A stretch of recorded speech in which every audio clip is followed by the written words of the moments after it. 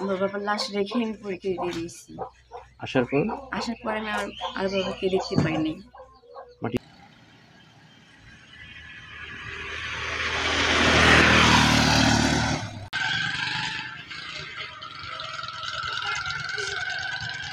ভালোই ছিল।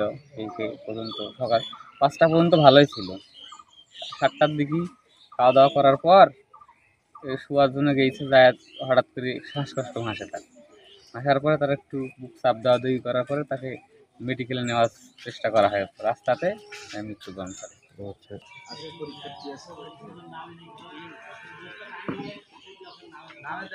আমার লাশ উপরে রাখি পরীক্ষা দেওয়া যায় মানে অশান্তি, অস্বাভাবিক কথা না।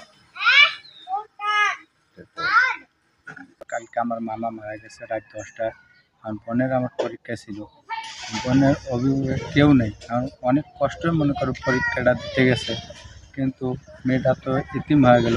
আল্লাহর রাস্তায় সবাই দোয়া করে, আমার বোন যা হইতে চাইছে তাই আল্লাহ তাআলা যেন সফল করে, সবাই দোয়া করে।